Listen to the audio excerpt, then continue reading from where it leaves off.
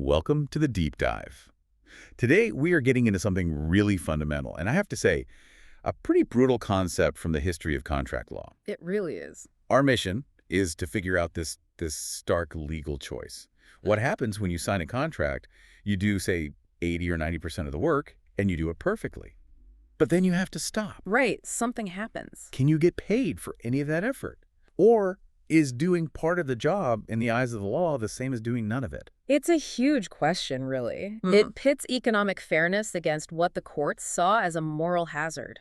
And historically, the common law came down hard, very hard, on preventing that hazard. And that's our focus today. Exactly. We're looking at the old, traditional, really unforgiving rule for what are called entire contracts.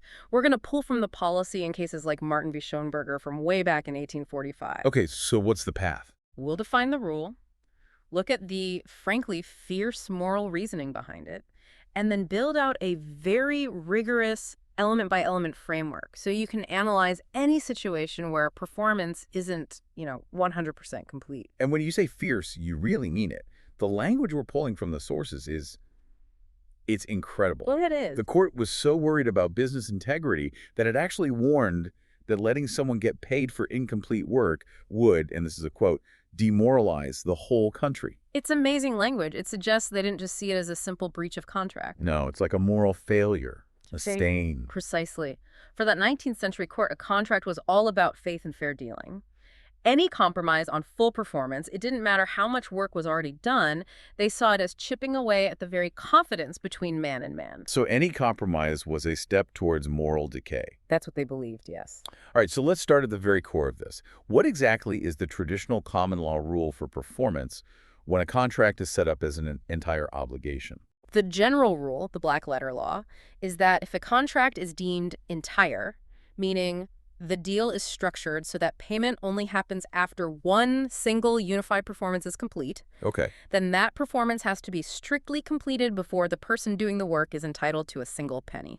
Strictly completed. That sounds like there's no wiggle room at all, like a legal knife edge. There is no wiggle room. The immediate implication is total forfeiture. So if you fall short, even by a little. It's considered a material breach. And under this old rule, the party who breached is completely barred from recovering any compensation for the partial work they did. It's truly all or nothing. We have to see this rule in action.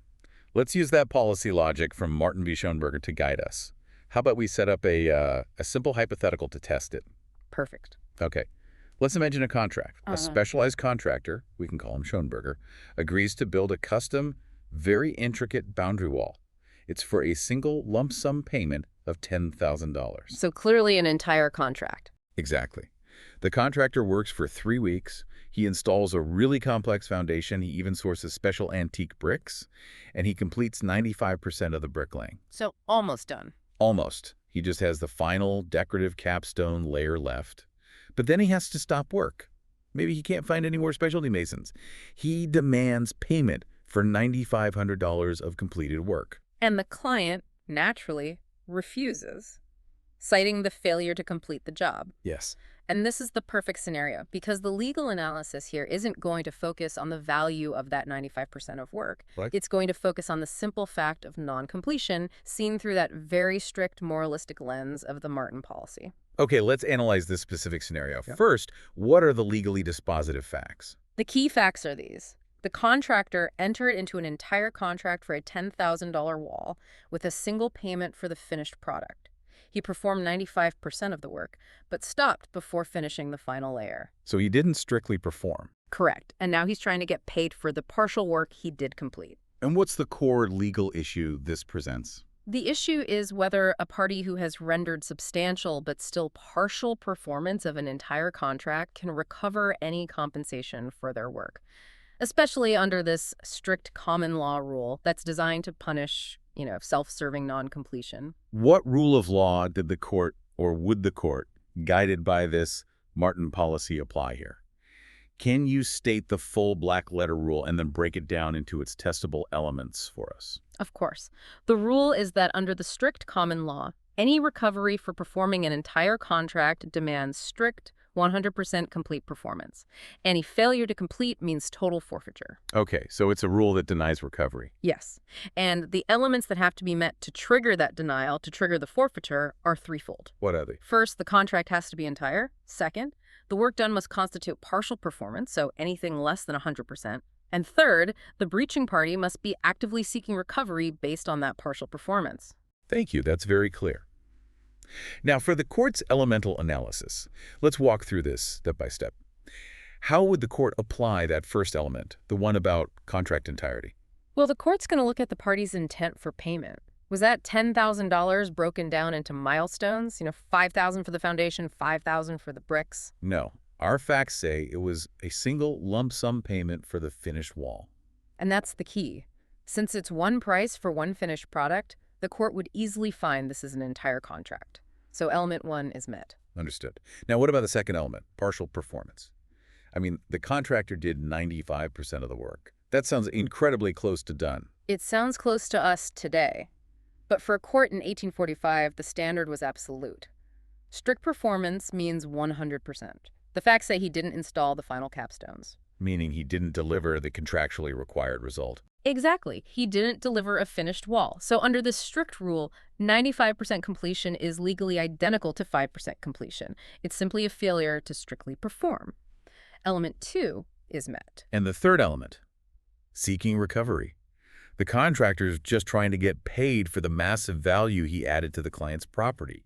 Isn't that a reasonable thing to do? From a modern perspective, absolutely. But under the Martin policy, that very act of asking for payment is seen as proof of the moral problem the court was afraid of. How so? The facts show he's demanding $9,500 for incomplete work. The policy views this as prioritizing his own convenience or cupidity, as the court put it, over his solemn promise.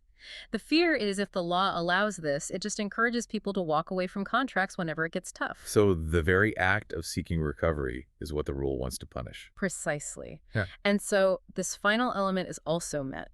And after analyzing all three elements, the contract was entire, the performance was partial, and the contractor sought recovery.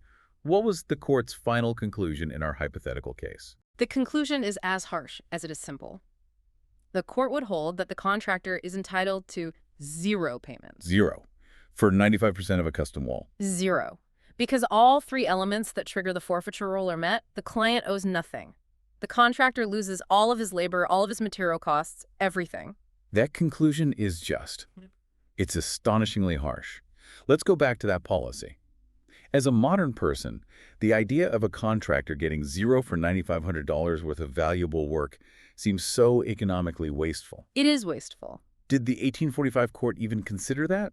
Or were they just totally focused on this abstract idea of business confidence? They were almost entirely focused on confidence and integrity. They saw that kind of economic waste as an acceptable, maybe even a necessary price to pay to keep contracts sacred. So it was a necessary evil in their view. Yes. The court argued that if you allow recovery for partial performance, what we'd call quantum meruit, you completely destroy the other party's ability to plan and rely on getting the whole bargain. You incentivize people to perform only what's convenient. Or what serves their cupidity, their greed. Exactly. Their rationale was that if you let someone get away with 95%, the entire market collapses because no one will ever trust a contract again. That's an incredibly high-stakes view of commerce. It is. They truly believed the only way to ensure confidence between man and man was to force total forfeiture for anything less than 100%. Allow one exception and the whole system of trust is at risk. The economic punishment had to serve the moral goal. Okay, to make this rule absolutely unforgettable, let's use a really visceral hypothetical, something that shows how close you can get and still fail completely. Let's do it.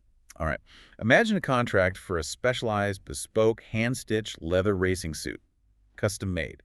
It requires 500 hours of incredibly skilled labor. The cost is $50,000. Okay, a very high-value, specific item. Very. The tailor finishes everything, the lining, the complex shoulder pads, the special zippers, everything except the final custom-engraved safety buckle on the left wrist strap. It's specified in the contract. A single, final piece. Yes. Then the tailor suffers a terrible hand injury and has to quit. He demands $49,000 for the nearly finished suit. If that original strict Martin rule applies, what happens? The consequence is still total forfeiture. Even then. Even then, the contract is entire. The payment is for a functional, completed, and crucially safe garment. Without that specific engraved safety buckle, the tailor has failed to strictly perform the contract. 500 hours of expert work results in a payment of $0. That's just brutal. It is. The law, back then, would acknowledge the tailor's economic pain, but it would prioritize the absolute integrity of the contract over the individual hardship. This historical view gives us a perfect foundation, but it's obvious that a rule like that is, well, it's impractical and unjust in most modern situations. So where did the law go from here? It had to change, right? It absolutely had to evolve, and for exactly that reason. The strict rule led to these massive, socially wasteful forfeitures. Right. One party gets a nearly finished wall for free. Exactly. It caused huge injustice, especially in construction or service contracts. So the legal system eventually created the doctrine of substantial performance to soften that harshness. How does substantial performance work differently? How does it contrast with strict performance? Substantial performance asks a different question. It asks, did the performing party deliver enough of what was required that the client received the essential benefit of their bargain, even if there are some minor problems or things left out? And if the answer is yes, If performance is deemed substantial, then the party who did the work can recover the contract price minus the cost for the owner to fix whatever minor defects are left. so if we go back to our $10,000 wall hypothetical, The contractor who finished 95% might now recover the full $10,000 minus, say, the $500 it costs to hire someone else to put on the capstones. so he gets $9,500. That is a world away from the $0 he would have gotten under Martin v. Schoenberger. It's the difference between moral rigidity and economic practicality. The new rule allows recovery based on the value you actually provided while still making you pay for your breach. It seems so much more fair. It is, and modern law goes even further. If the breach wasn't willful, like our contractor genuinely couldn't find the masons, a court might allow recovery on a theory of quantum meruit, which just means as much as deserved, to prevent the client from being unjustly enriched. Which is funny because the 1845 court specifically warned that these kinds of compromises would demoralize the whole country. They did, but modern courts decided that economic fairness was more important than that kind of moral absolutism. This whole analysis gives us a complete picture, from the harsh starting point to where the law eventually landed. To help the listener, let's try to synthesize all of this into an actionable checklist. If you're facing a performance problem on an exam, how should you systematically figure out which rule applies? Great idea. We can build a 4-step actionable diagnostic checklist for any performance problem. Okay, what's step one? Step 1. Is the contract entire or severable? This is your starting point. If it's entire lump sum for one big job, you have to move on to the strict performance analysis. If it's severable, meaning it has separate payments for separate parts, the forfeiture rule might only apply to the unfinished parts. Okay, that's the threshold question. What's step two? Step 2. Was performance strict? Did the party deliver 100% of what was promised? If yes, great, they get paid. If no, then you have to figure out the policy of the jurisdiction you're in. And that leads to step three. Exactly. Step 3. Which policy governs the breach? If you're in a historical context, like an old common law exam question governed by the Martin policy, then any partial performance, no matter how substantial, leads to total forfeiture, zero recovery. But if you're in a modern setting, If you're in a modern jurisdiction, the policy shifts. You have to determine if the breach was minor enough to count as substantial performance, which allows recovery minus damages. perfect. And the final step. Step 4. Analyze the economic and moral rationale. Use that Martin policy avoiding demoralization, convenience, cupidity to explain why the strict historical outcome happens. And conversely, use the modern policy avoiding unjust enrichment and economic waste to justify why a modern court would allow substantial performance or quantum meruit. That structural breakdown is exactly what we needed. The key takeaway from this deep dive, for me, is just the profound ideological belief of the early common law. They demanded all or nothing. They really did. They were terrified that any leniency, any allowance for human error would just destroy the trust that business runs on. It's really a testament to how much contract law has moved. It's gone from a set of moral rules based on rigid discipline to a much more nuanced system that tries to balance security with economic fairness. Absolutely. Thank you so much for that rigorous element-by-element breakdown. My pleasure. And I'll leave you and our listeners with a final thought to chew on. If that strict Martin rule was designed to maintain confidence between man and man by demanding total forfeiture, what does our modern law, which allows recovery for partial performance, say about us today? That's a great question. Are we more practical? Or have we just concluded that we can't trust each other to finish the job, so we might as well build a system that accounts for that? Something to consider.